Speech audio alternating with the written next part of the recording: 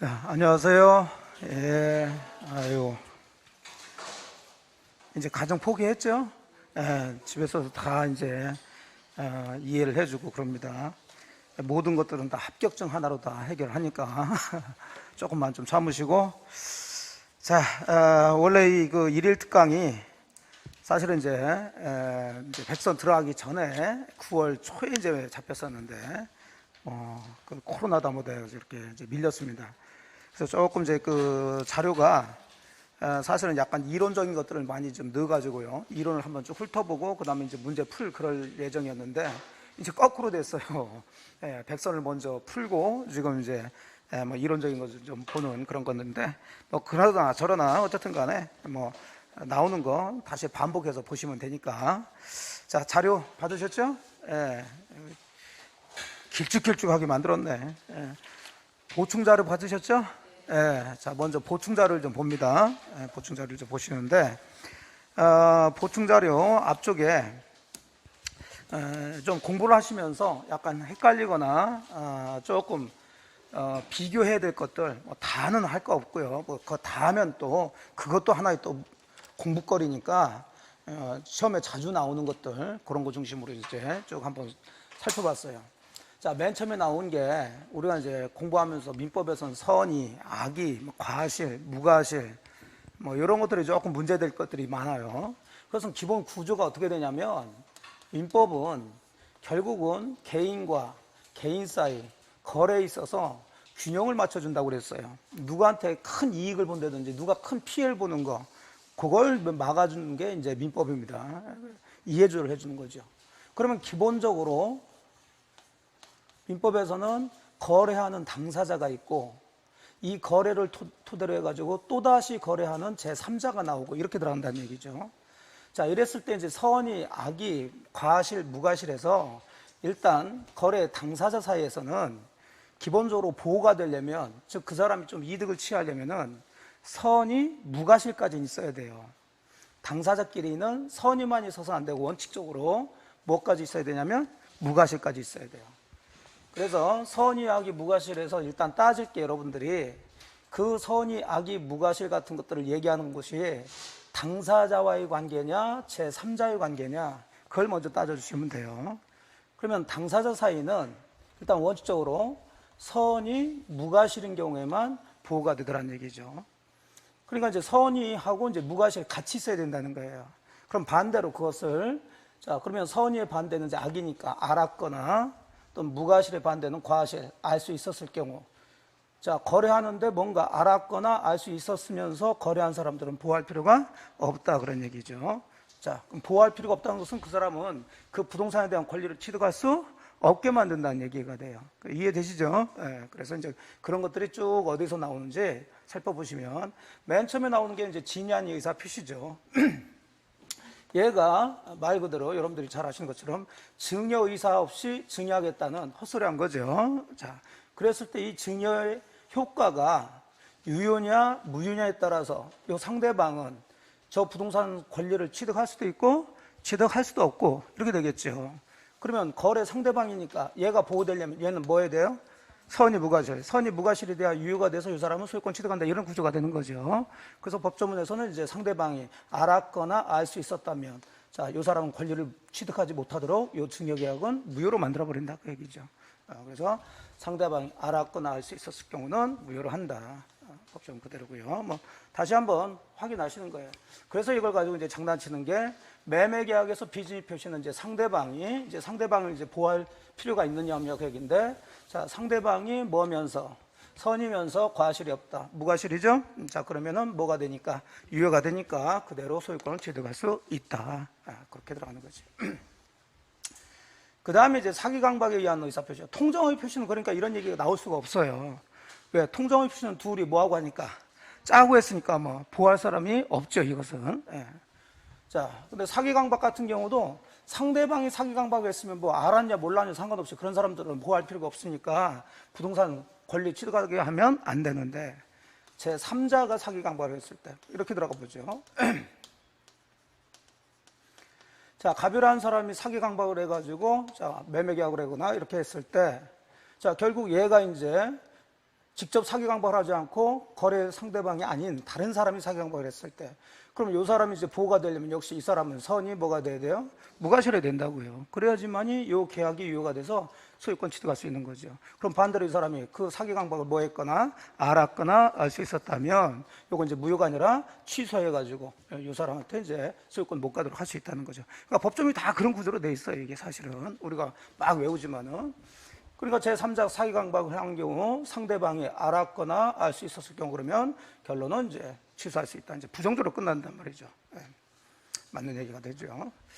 자, 그러면 그걸 가지고 이제 표의자가 제3자의 사기로 의사표시한 경우 상대방이 또 과실 없이 뭐 했다면, 알지 못했다면, 그러면 무과실, 선이 무과실이죠. 그럼 반대가 되겠죠. 취소할 수 없다가 돼야 되는데 있다 그랬으니까 틀린 얘기가 되겠죠. 되도록이면 이제 흐트러지지 않으려고 조금 비교할 것은 정확하게 이제 비교해 드리고 그랬다는 얘기죠. 자, 또 이제 어디서 이런 얘기가 나오냐면 대리권 남용 파트에서 이런 얘기가 나와요. 자, 대리권 남용, A라는 사람의 부동산이 있는데 팔아달라고 갑한테 대리권 줬다고요. 그럼 얘가 이제 대리인으로서 법률행위를 하겠죠. 현명하면서 정상적으로 이제 대리행위 하는 거예요.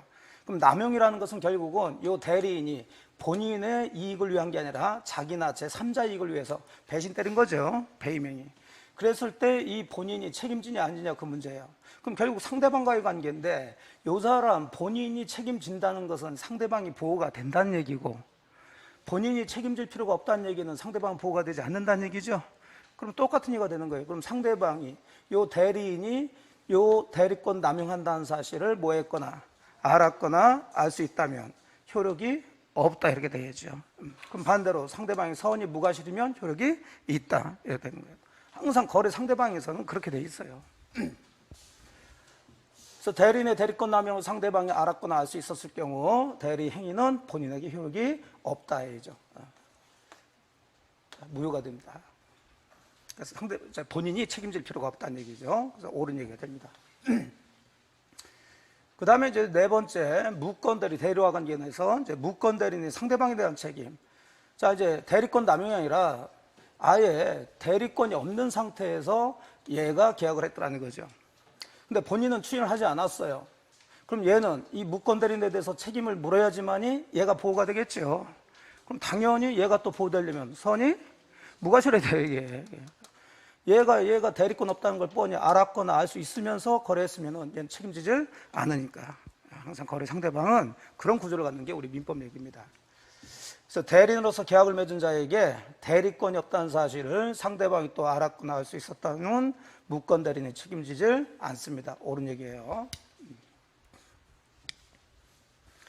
그러니까 무권 대리인의 상대방이 계약 당시에 대리권 없음을 알았다면, 자, 알았으니까 이제 이 사람은 무권 대리인한테 책임을 물을 수가 없다 해야죠. 이행 청구할 수 없다. 옳은 얘기가 되죠. 자, 표현대리는 기본적으로 표현대리 자체가 성립되기 위해서는, 자, 표현대리가 성립돼야 누가 보호가 되는 거예요? 상대방. 그러니까 모든 표현대리는 성립되기 위해서 상대방이 선이 무과실 이렇게 되는 거예요. 그럼 마찬가지로 상대방이 또 그 표현대리에 대해서 그 무권대리라는 것을 알았거나 알 수 있었다면 표현대리도 성립되질 않겠죠. 뭐 그런 구조입니다. 그 다음 쭉 가게 되면 이제 물건에서는 주로 이제 거래 관계는 잘 얘기 없죠. 이제 물건은 권리 그 자체를 이제 쭉 공부하는 거니까. 이제 계약법 들어가다 보면 이제 계약 체결상의 과실 책임이라는 게 보이죠. 계약 체결상의 과실 책임은, 자, 매매 계약은 했는데 이 매매 계약하기 전에 그 목적물이 없어져 버렸다. 자, 원시적 전부불능일 때 마찬가지죠. 그럼 원시적 전부불능이니까 사실은 뭐 소유권 취득하냐, 뭐 취득 못하냐 이런 얘기 나올 수가 없어요. 다만 배상 책임을 물을 수 있느냐 없느냐 그 문제죠. 그러면 원시적 전부불능에서 배상 책임이 발생되려면 역시 상대방은 선이 무과실해야 되겠죠. 또 한쪽은 알았거나 알 수 있어야 돼요. 항상 양 당사자 중에서는 선이 무과실인 사람이 보호되고 그 반대 알았거나 알 수 있는 사람은 보호되질 않는다 그 구조예요. 자, 그래서 계약 체결상의 과실 책임은 상대방이 그 불능을 알았거나 알 수 있었을 경우에는 적용되지 않는다. 그런 얘기죠. 이건 뭐 지난주에 또 보셨기 때문에 이번 주죠, 이번 주. 자, 그래서 계약 체결상의 과실 책임은 원시적 불능을 알지 못한 데 대한 상대방의 선의를 요하지만 무과실까지 요하지 않는다 그랬으니까 틀린 질문이 되는 거죠. 주로 이제 기출 질문이나 이런 것들을 이제 가지고 이런 식으로 문제가 나온다는 거. 항상 선의 무과실 때 당사자 사이에서는. 그 다음에 이제 담보 책임 중에서 이제 예외적으로 권리하자에 대해서는 매수인 상대방이 악의인 경우도 담보 책임을 물을 수가 있는 경우가 있죠. 그러니까 그건 예외적인 거고, 자 이제 담보 책임 중에서 물건 하자에 대한 것은, 물건 하자는 우리가 매매 계약하면서 매수인이 좀 발견하기 쉽겠죠. 그래서 물건 하자 담보 책임은 반드시 매수인이 선이 무과실일 때만 담보 책임이 발생하게 되죠. 그래서 선이 무과실해야 된다. 그러니까 동그라미 2번처럼 계약 당시 매수인이 목적물에 하자가 있음을 알았다 그러면 역시 또 매도인은 담보 책임을 지지 않는다. 자, 이렇게 해서 이제 거의 대부분 당사자끼리 얘기할 때는 그 당사자가 보호받으려면 선의만 돼서는 안 되고 뭐까지? 무과실까지 필요하다. 무과실까지. 2번, 3번은 예외적인 거니까 한번 읽어보시고. 자, 근데 2번을 보시게 되면 두 번째. 자, 이제 당사자는 끝냈어요. 기본 구조만 잡습니다. 아, 당사자끼리 얘기할 때는 항상 선의만 얘기할 게 아니라 무과실까지 필요로 하는 거구나. 그런데 요 거래를 토대로 해가지고 새로운 이해관계를 맺은 사람이 나와요. 이런 사람들을 우리가 누구라고 그랬냐면 제3자. 자, 그러면 요 제3자도 보호되느냐 안 되느냐, 즉 얘가 권리를 취득할 수 있느냐 없느냐, 이게 문제가 되겠죠. 그러면 원칙적으로 이 제3자는 보호가 되려면 뭐만 필요하냐면 선의만 필요해요. 제3자에서는 무과실 이런 얘기 나오는 게 아니에요. 그냥 선이냐 악이냐 이런 구조만 잡으면 돼요. 그래서 제3자는 기본적으로 선악만 구별하지 과실 무과실을 가지고서는 얘기하지 않는다. 되셨죠? 이제 착각하지 마시라는 거 이제 정확하게 이제 구별하셔서. 자, 그러면 이제 기본적으로 선인지 악인지 이것만 구별하면 되는데, 원칙적으로 제3자가 보호되려면 뭐가 돼야 돼요? 선이어야 되지, 당연히. 그래서 선이 제3자만 보호되는 경우, 즉 선이 제3자에게 대항할 수 없는 거 다 배우신 거 다시 한번 확인한 겁니다. 가장 대표적인 게 비정상적인 의사표시, 비진의 표시나 허위 표시, 착오, 사기 강박으로 무효 취소다 그러면 그 무효 취소를 가지고 선이 제3자에게는 뭐 할 수 없다? 대항할 수 없다. 그 대항할 수 없다는 것은 뺏어올 수 없다는 얘기니까 반대로 선이라면 권리를 취득할 수 있다 그 얘기죠. 자, 그럼 쭉 한번 연습해 보는 거죠. 1번 보시게 되면 지인이 아닌 의사표시 효력이 없는 경우 그랬으니까 이제 무효라는 것을 전제를 깔았어요. 자, 즉 이제 상대방이 알았거나 알 수 있었다는 거죠. 그러면 당사자는 지인이 아닌 의사표시를 기초로 새로운 이해관계를 맺은 선의 제3자에 대해서는 그 무효를 가지고 대항하지 못한다. 당연한 얘기죠. 5번입니다. 자, 2번 들어가 보시게 되면, 그러면 허위 표시는 어차피 왜 당사자끼리야 짜고 했으니까 무조건 무효가 되는 거죠. 자, 허위 표시 무효로 대항할 수 없는 제3자는 선의이고 무과실해야 된다. 제3자는 무과실까지는 필요 없다. 뭐기만 하면 된다? 선의기만 하면 돼요. 그러니까 비진의 표시가 무효가 되려면은 상대방이 자 알았거나 뭐 해야 돼요? 알 수 있었어요. 그러니까 유효가 되려면 선의, 무과실.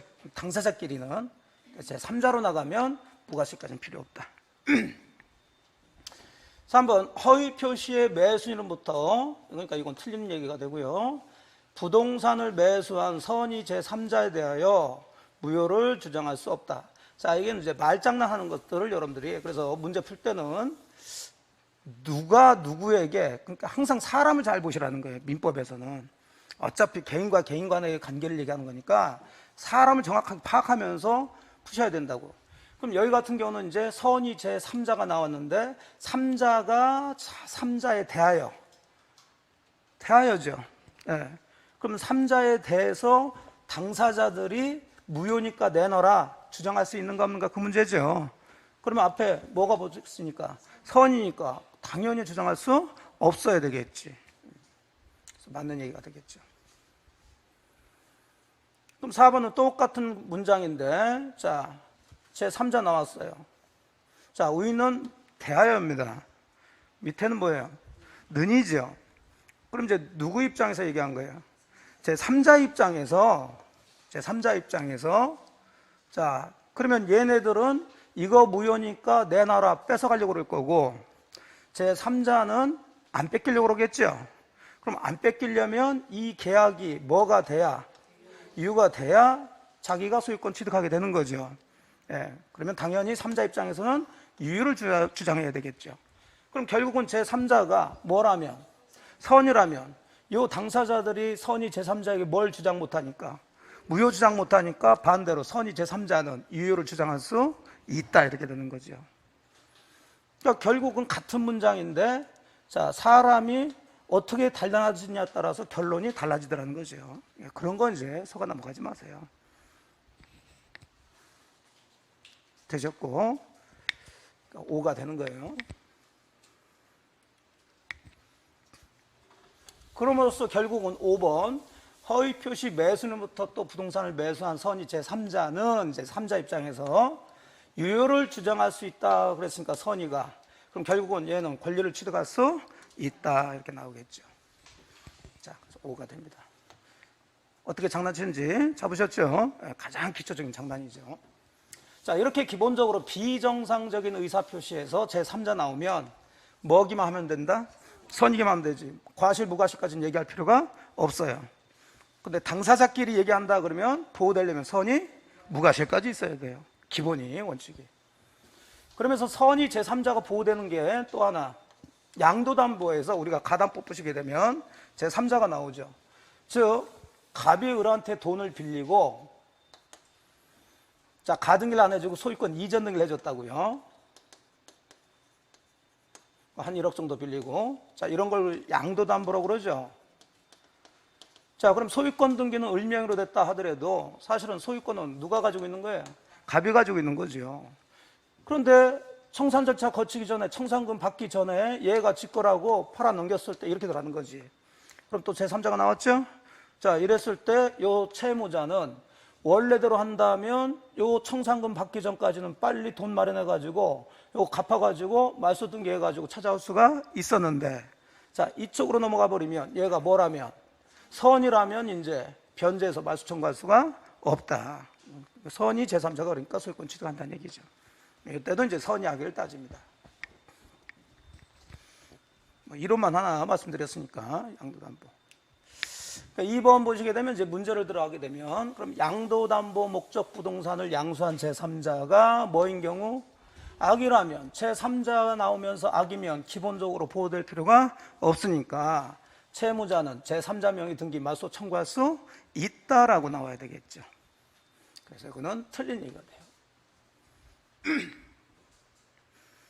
그 다음에 이제 집합건물법에서도 선이 제3자에게 대항할 수 없는 것들이 2개 나옵니다. 읽어보시면 돼요.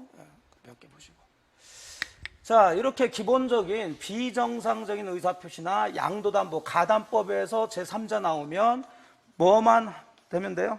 선이기만 하면 돼요. 그럼 이 사람 보호됩니다.